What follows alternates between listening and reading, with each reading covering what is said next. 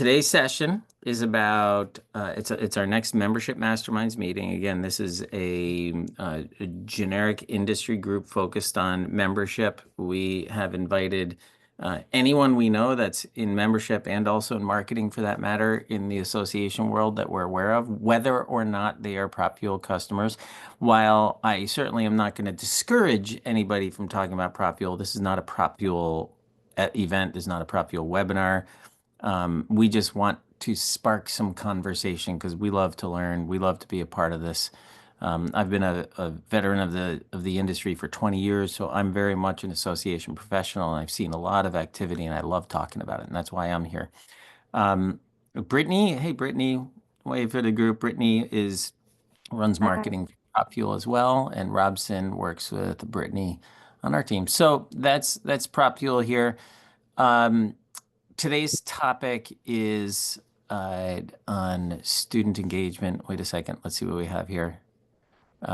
Membership mastermind, 640 total members. We did a lot of pushing to get to our first 500, and then members kind of trickle in now as they find it in LinkedIn.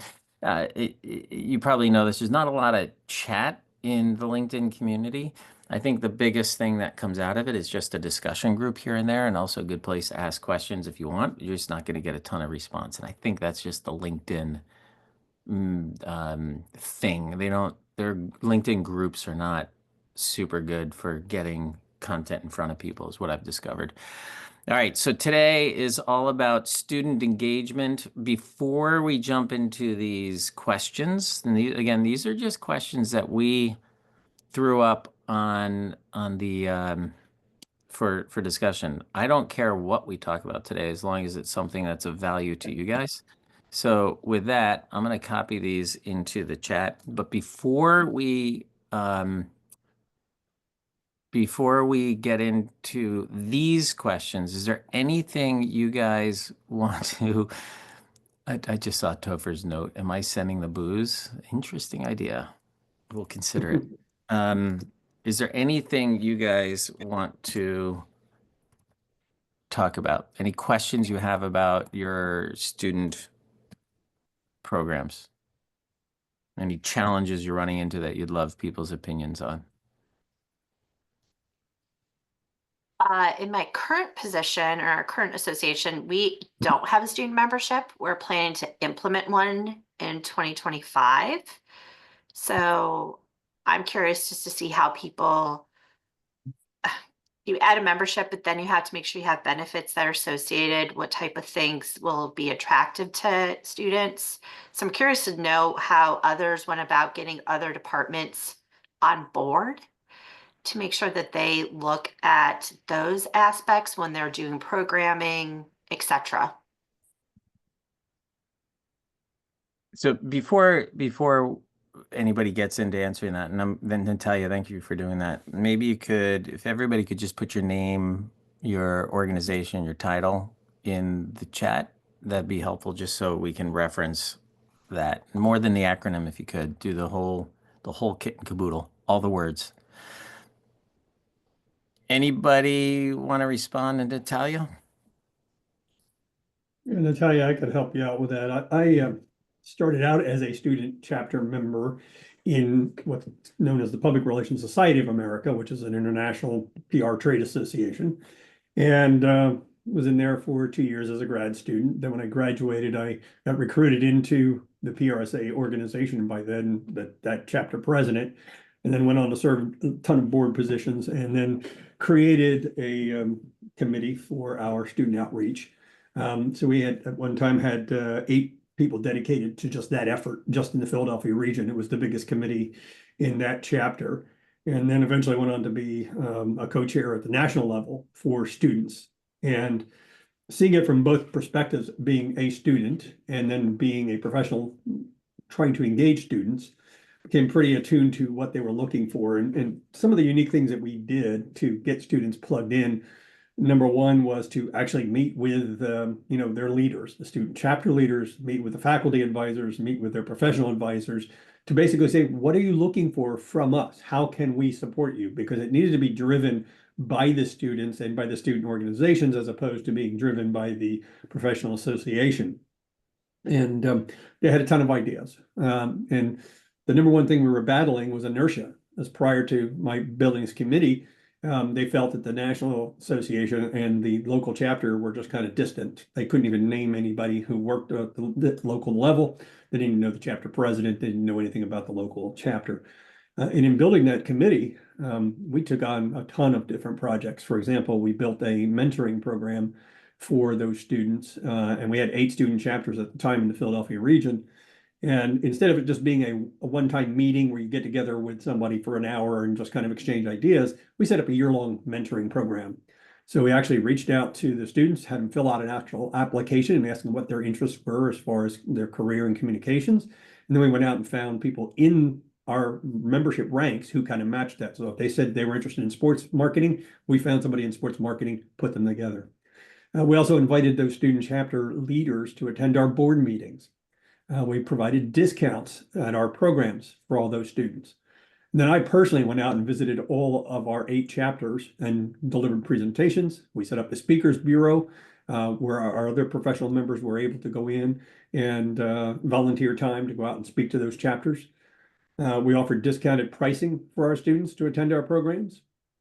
We funded 1 or 2 students each year to go to the organization's international conference. Then we added the chapter leaders and their advisors to our mailing lists. So in every way we could think of, we tried to make sure they were engaged. Even with our annual awards, we had students volunteer to participate in the annual awards program in actually delivering it, planning it. And so they were always plugged into what we were working on. That's a Rick, lot. you said you had eight chapters, meaning just to clarify that, like So, 8 yeah, schools? yeah, 8 universities, right? So like Drexel University, Temple, LaSalle in the Philadelphia region. And each of those schools had anywhere from say 20 to 80 student chapter members. And we wanted to make sure that they were all plugged in and engaged with our chapter. That's pretty healthy, 20 to 80. Yeah. Because whenever I think about student engagement, I think about a handful of students. Yeah, the other thing that helped A those students too, Dave, was to help them make their chapters more efficient. So going in and giving programs to them on membership recruitment and membership retention. And probably the best thing that we offered them was setting up a plan for how they could retain the intellectual memory from one chapter leader to another. So they'd have that turnover from that senior chapter president was senior, he graduates. In the past, all that institutional memory would go out the door. So working with them to make sure that that institutional memory would be maintained was very valuable for them. Who's the primary contact that you deal with at one of your chapters, one of the universities? It could be the dean of communications. It could be an instructor in the communications department. With PRSA, they also required that in addition to having an academic advisor, the chapters had to have a professional advisor. So that would be somebody who's actually working in the field, who serves as a secondary advisor to those chapters. So I'd reach out to both of them as well as the student chapter president. Anyone else want to compare stories with Rick? Anything you're doing differently or doing the same as Rick? We basically, Cassandra with OPSC. Let's see, our student membership is free. We give the students a discount to attend our conferences. We also have a student track at our conferences that are built strictly for the students. The education around it is for them on topics that they've chosen. They help select the speakers. We also, besides, we have 3 schools in California, osteopathic medical schools. We have a club on each campus. The club advisors, thankfully, are past presidents or faculty at the schools. So they keep the students very involved. We connect with the students. The students clubs connected with each other, and they hold monthly meetings with each other to see what the other clubs are doing. And so they hold joint campaigns, joint events, and then they're invited to our House of Delegates at the national level. And we have all 3 student club presidents are on our board. So they have input in the overall association as well. And how long are they allowed to be student members before they About- transition to like a traditional membership? Well, for us, for OPSC, students are free, residents and interns are free. Once you become an actively practicing physician, then you start paying dues. Are these So probably about 5 graduates? years, right? Student membership depends on your intern and residency. Some interns and residencies can last to 7 years. So depends. If they're a neurosurgeon or something like that, it can be a minute. Cassandra, most of your students, let me rephrase that. What percentage of your students would you say, give or take, would you say are undergraduate med school students versus people in the residency and so on? I just did a count of that. We have 1,041. That are undergraduate. Yes. And how many in total? Including the interns and residents? Yeah. I believe, let me go back. I did that hold on. 1635. Oh, wow. So the majority are undergraduate. Mm-hmm. 2/3. Wow. Okay. Jennifer, I'm curious about something. Look, thinking about your organization, this is National Association of Social Workers being, well, a national association. I know there's a lot of state associations in here. As a national association, how can you possibly pick what schools to work with? I mean, it's a very manual effort working with schools, right? I mean, it's very hard to automate that process. So I would like you all to come to our next board meeting because that really is our challenge. I was listening to y'all and Cassandra, you and Rick both talked about really good ideas, but they are really hands-on. Yeah. And I've had board presidents and members talk about, we need to have a liaison at every school. Well, we have 12,000 student members. That's less than 10% of the potential market. And our board leaders are from the era when they heard about NASW from, faculty in their accredited program. And so they imagine that everybody was a student member then, even though that isn't true either. But they want us, all the schools, to participate. There's 750 accredited programs. I have 55 chapters, 43 executive directors lead those chapters. And so, of course, what I'm trying to do is encourage and give materials and remind and support to get those chapter folks to have relationships with their faculty. We can't even build a contact list because the faculty turns over a lot in those programs. So it's a real challenge, and I'm interested in hearing from folks who maybe don't have enough, and there's 4 of us on the membership team at the national office. I could keep 2 or 3 people busy full-time just doing school liaison, but we don't have it at all. So I really, in some ways, digital media has helped us a lot, digital advertising, because we're just bypassing and going direct to that audience. But it's certainly not as good as in the olden days when, there was a period in time when faculty told students that they were helping their profession. It's a different model now. So I'm listening closely for ideas that I could scale, or that I could get some of my some of the chapters to adopt, even though, ours is not a model where they have to do what we say. We are collaborators. So Rick, I loved your concepts. I want to hear more about that. I may try and reach out to you, but thanks for asking. Yeah, Jennifer, the other thing that PRSA did is they actually set up almost like a sister organization or secondary organization, which is the Public Relations Student Society of America, which has its own board and has a different reporting structure. So there is a national director, for these programs. Right. That works specifically for PRSA, and then there are volunteers at the chapter level. But it's pretty much up to the individual professional chapters to be that interface at the local level with those Right. chapters. Some are very, very good, and some are just out of sight, out of mind. Right. Totally. Lily, Thanks.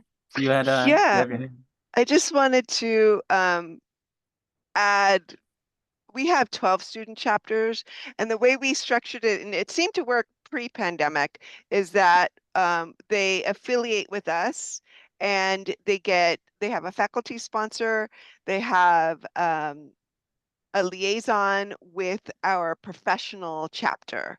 So they're sponsored kind of by our professional chapter.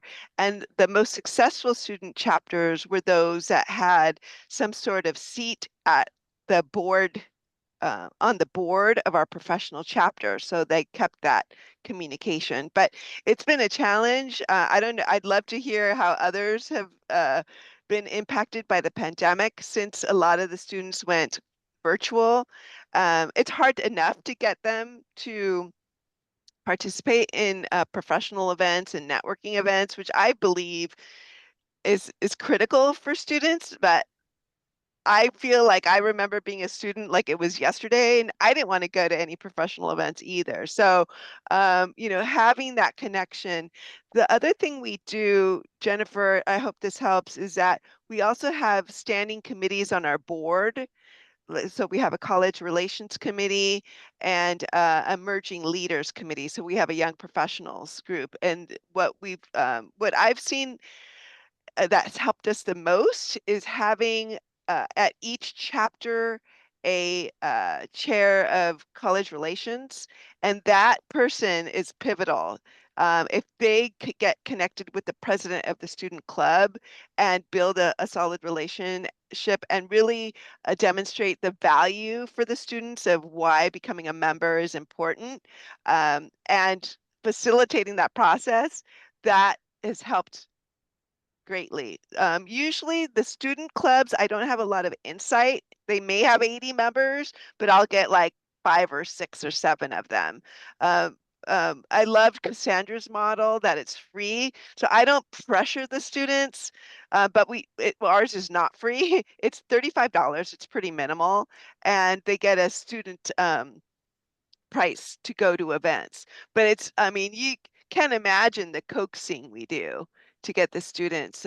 We got a chapter at UCLA, USC, um, Cal Poly Pomona. They don't want to leave their campus. So, but yeah, I think forming the relationship between the student club and the student chapter and the professional chapter is critical. And we're starting to go back to that and figure that out. But we are volunteer led, so I just can't be at all of those. I'd love to be, but what else was I going to tell you? We are starting mentor programs, so that is helping. I'm starting.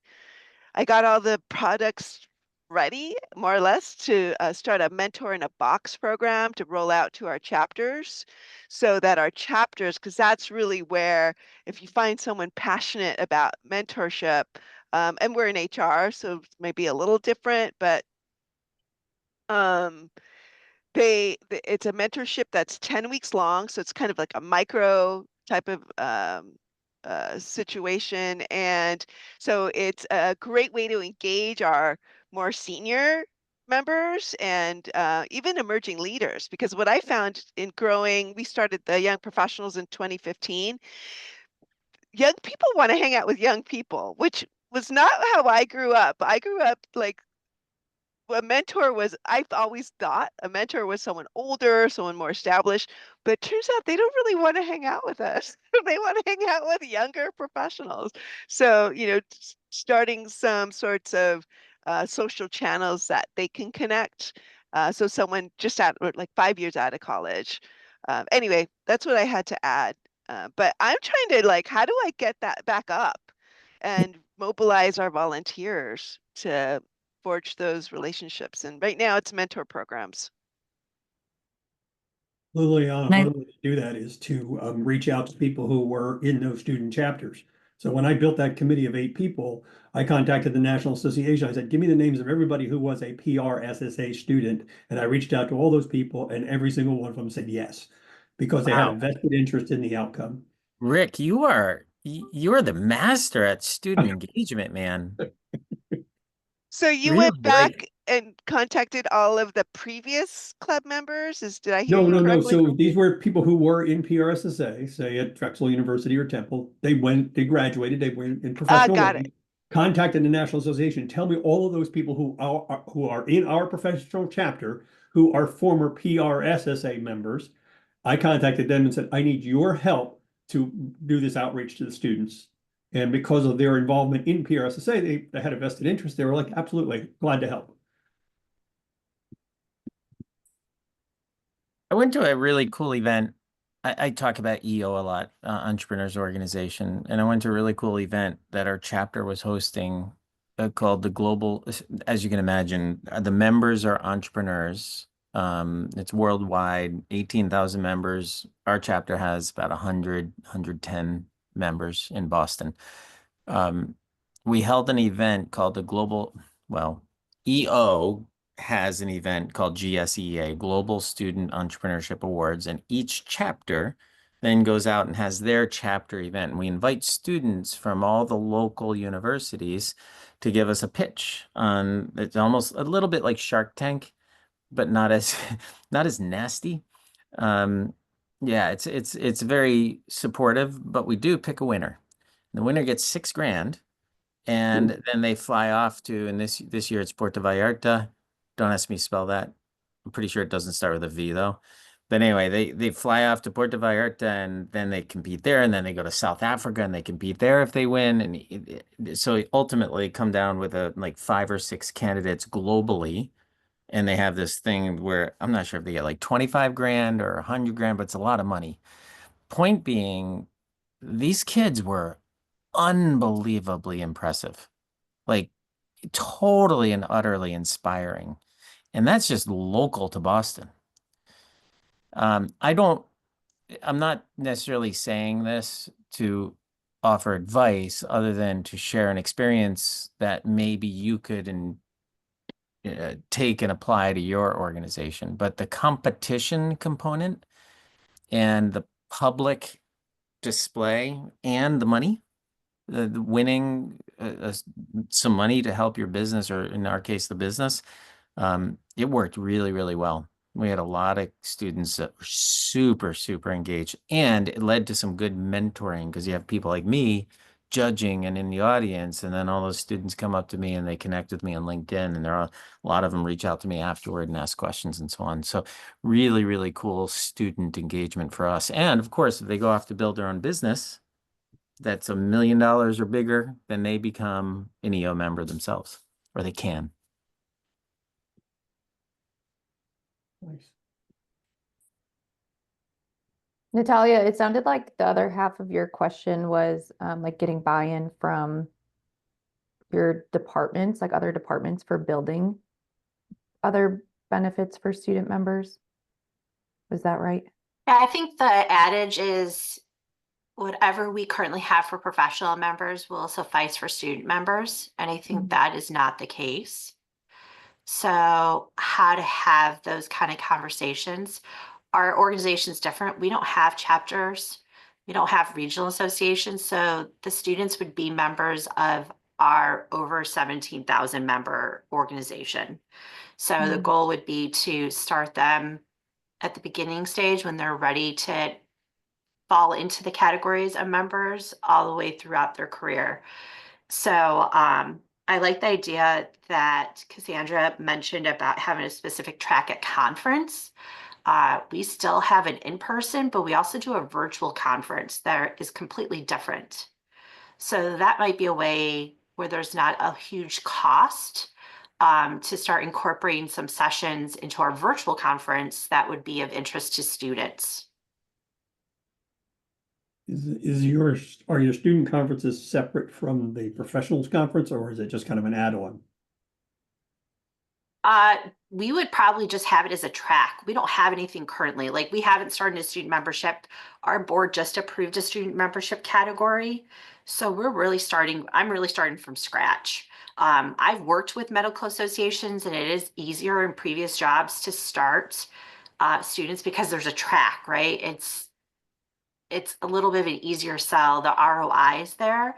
This is Right. a little bit different. And I have had experience with other groups as well where there's student membership, it's free, and then they don't really see the value of belonging as part of an organization. So they take maybe 5 years until they get really into their career.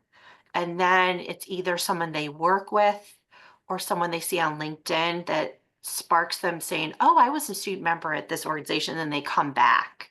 So like when Molly said that they have a conversion of like more than 50%, that's huge. Like that's amazing.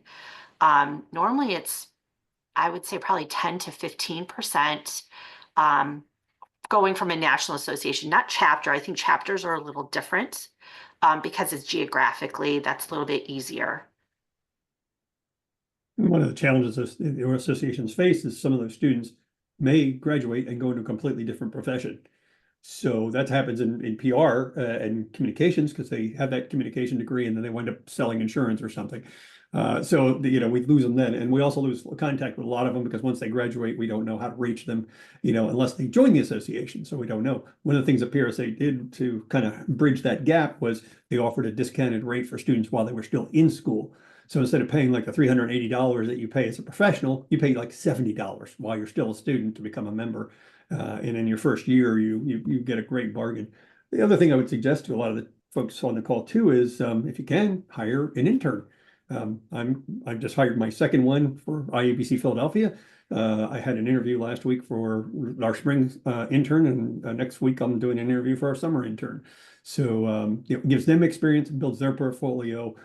Gives me some insight because I'm a few years removed from college, so they can kind of tell me what's going on, which is nice. I think you nailed. I'd be curious, actually. I do not have a lot of experience as student organizations. I mean, I've seen a lot of organizations using PropFuel to engage students.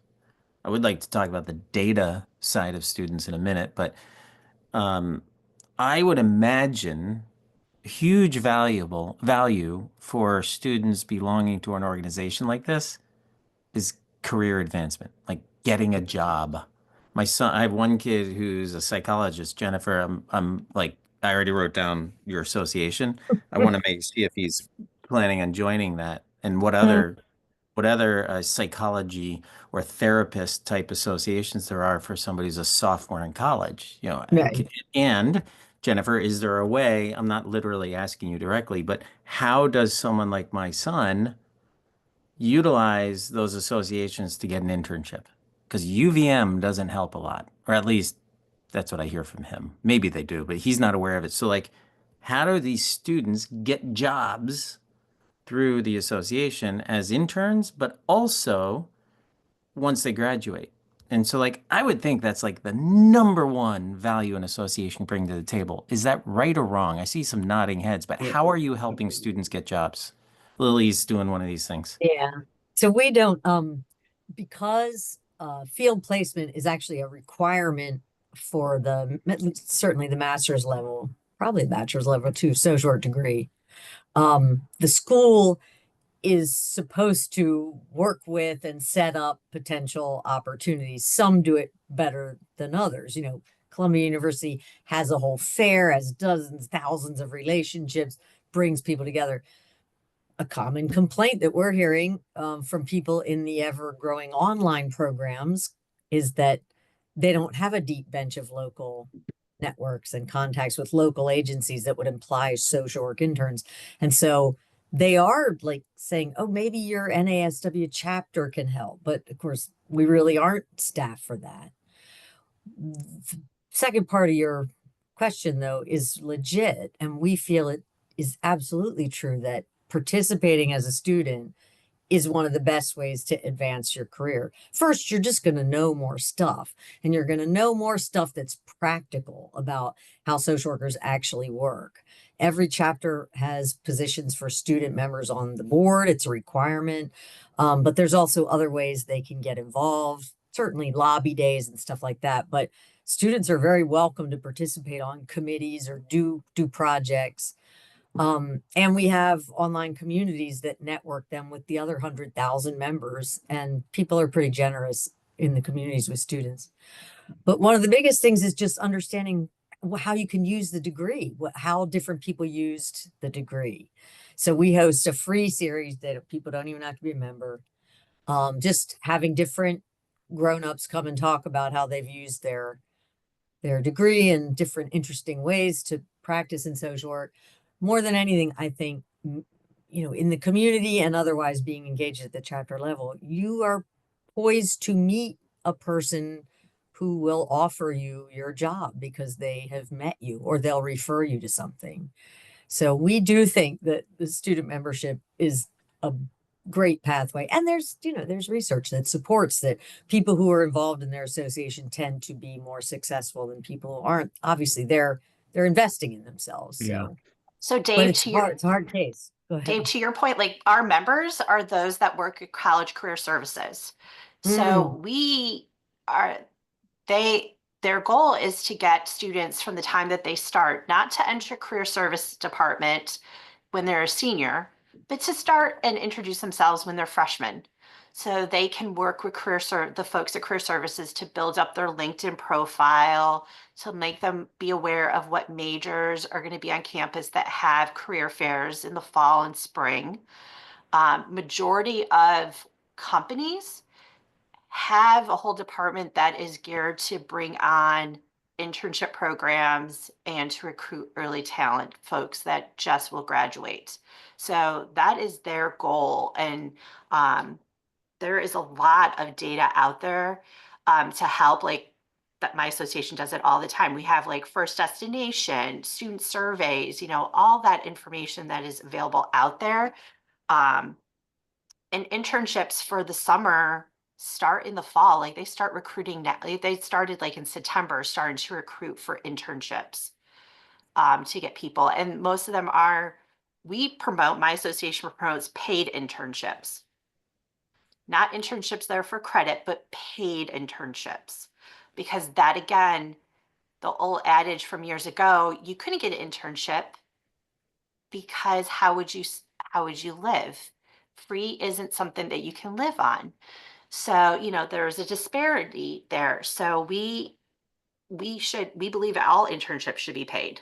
And there are a lot of companies now the White House, their internship program is paid.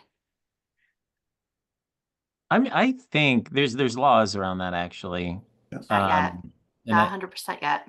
I know in Massachusetts there are, but maybe it goes by state. It's Ma- also, like Yeah. Jennifer, you probably have social work. They will say, well, the internship is for credit, so it can't be paid. And that is Yeah, not true. it's a bit of it's a problem. Yeah. But the agencies that are employing people are tiny, agencies that are serving homeless people or whatever. If they had budget, they would have more staff. So it's really a conundrum, but it is a requirement for graduation. So you've taken the tuition. It's tough, man. And more of our students are not going straight from undergrad to more and more folks are non-traditional students. They're working a real job. They may have kids already. They're getting the master's level degree just to advance in their career. So this is a serious challenge that we cannot solve today. And it doesn't have to be an either or. I mean, you can have an intern who's getting credit and still pay them. I was a graduate level intern, and I had a full-time job and it was a challenge. And my internship didn't pay, and I had to commute into New Jersey into Philadelphia. So it actually cost me money to go to my internship, but I was fortunate because, like I said, it was the PRSA president. And then my wife still to this day blames that individual for me being involved in these trade associations 25 years later. She goes, I will never forgive her. But, I was thinking when we were talking earlier about programs and how to get students engaged, to me, it comes right down to really four things in students' minds. It's their time because they have classes, and some of them have classes at night, which is when we may have meetings. So it may not be convenient for them to get to our meetings. Also cost. I think Liliana mentioned it was like $35 for a student. For most students, that's probably out of reach. We charge $5 for students to come to a program that we charge professionals only $30 to attend. And then the other thing is fear. they get intimidated by professionals. So putting them in a room, maybe it's one student in a room full of 50 professionals, they're just like, they don't know what to do with themselves. So that's a challenge. And then of course the biggest thing is what's in it for me? What do I get out of it? What's the value to me to being at this event or being part of this program? One thing that we have done, in the last 3 years, we actually have one of our virtual programs every year is a virtual career event where we bring in a career coach who's just talking about how to do the resume, how to do the interviews, how to do all that stuff. It's not everything under the universe, but that's a lot in 1 hour, which can help them kind of figure out how do they position themselves for that job, which Dave mentioned. That's the important thing. How do they get the job?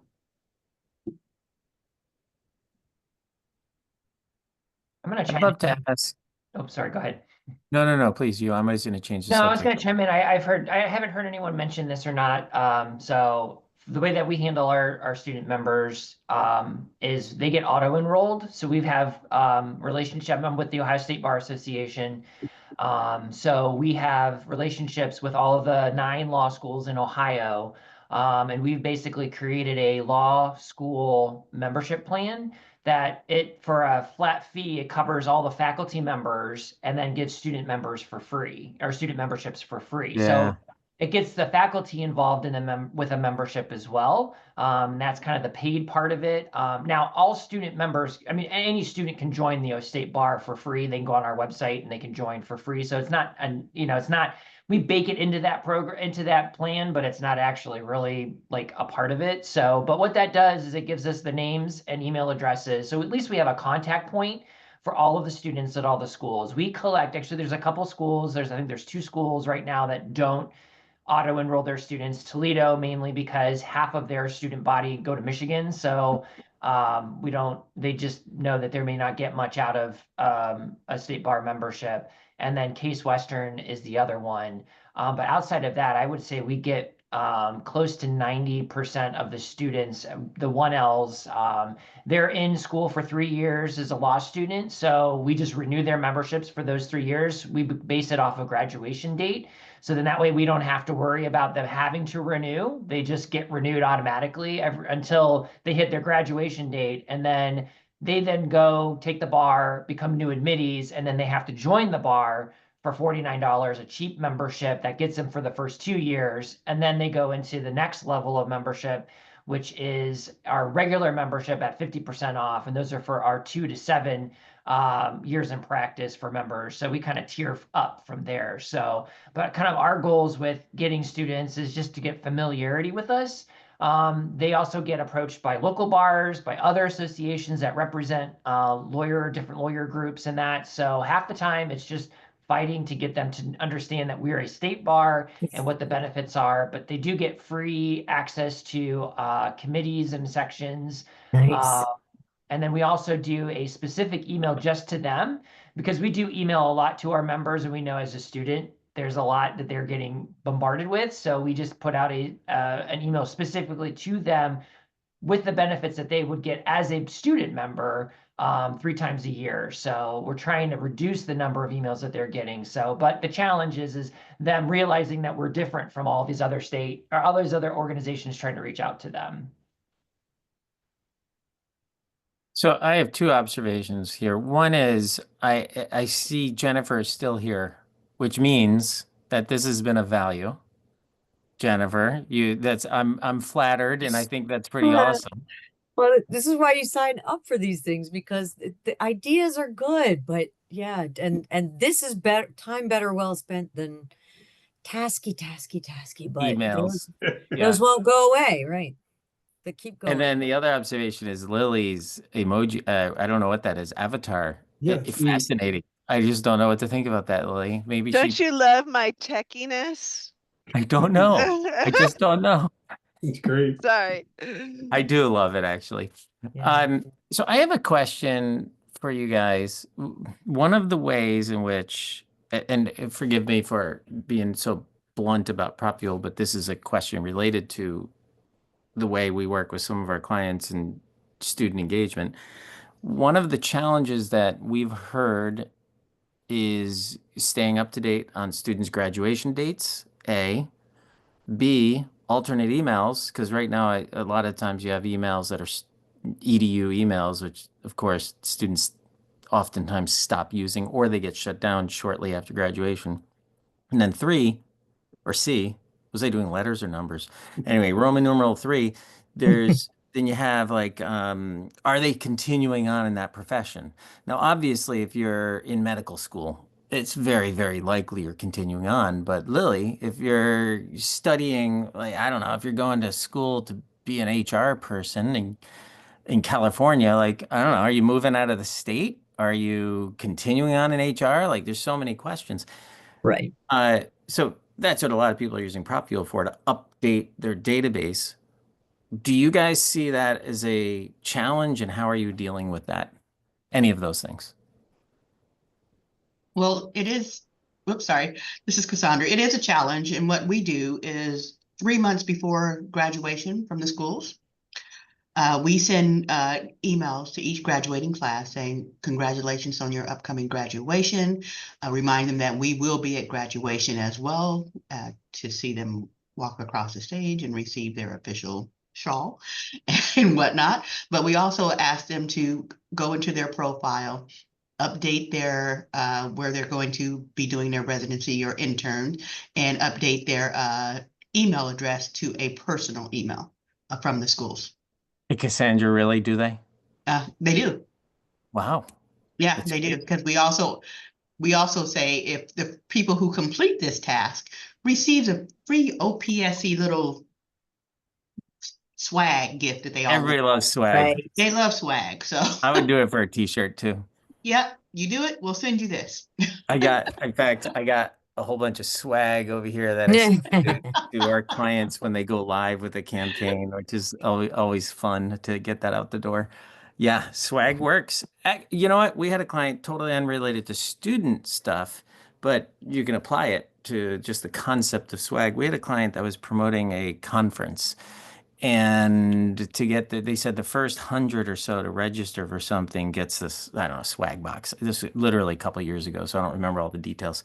But what I do remember is I sent this thing out, of course, because I was working with it through PropFuel, and they got so many responses like that they had to order more swag boxes. That's how successful it is to give people a pad or or a t-shirt, a hat.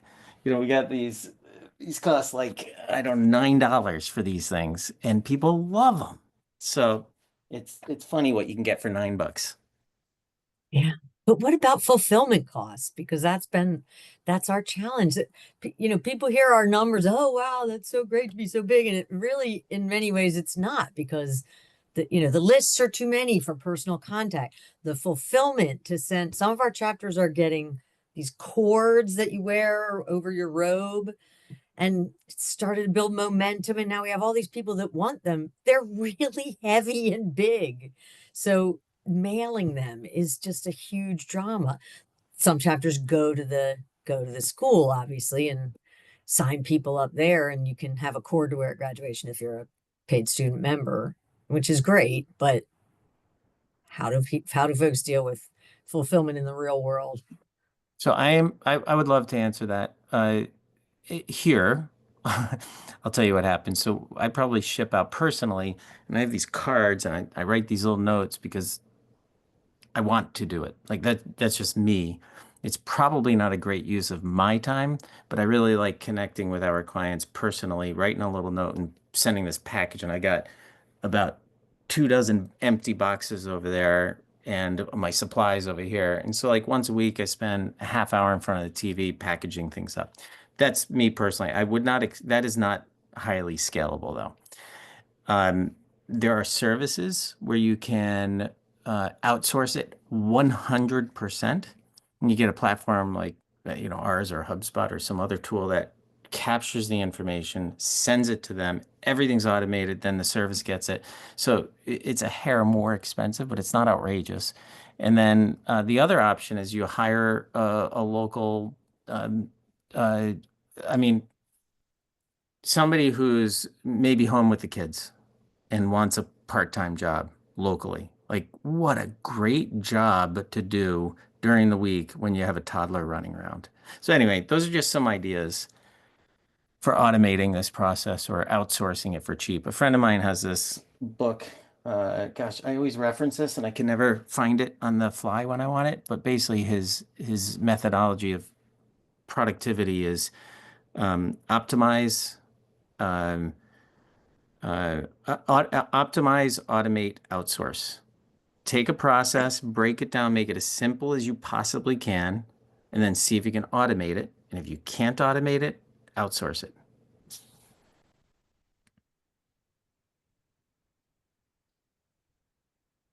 All right. I actually would love to let you guys go a few minutes early before we totally wrap this though. I suspect somebody's sitting there with a question on the tip of their tongue. Is there any question? I don't want to shut this down if somebody has a question and then there's a few minutes left. I see Amanda mentioning, real addresses or the .edu addresses for students. And I'm not even sure that all schools are giving them emails anymore because a lot of them are using these platforms that portals and, to manage all that. But the cell phone, that's the gold because people never change that cell phone number because it's such a drama to do so.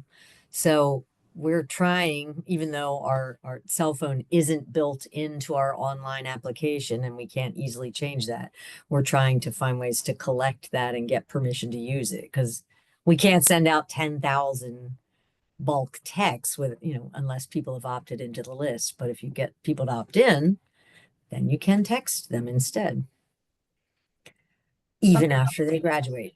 Something else to consider too is that I don't know, like with us being state bar, so the Supreme Court in Ohio oversees the licensing for attorneys. So we actually will get a list of all the new admittees and their addresses at each time that those who pass the bar twice a year. So we can kind of refresh the information and we kind of group them into the student members and non-members that we just never captured as a student.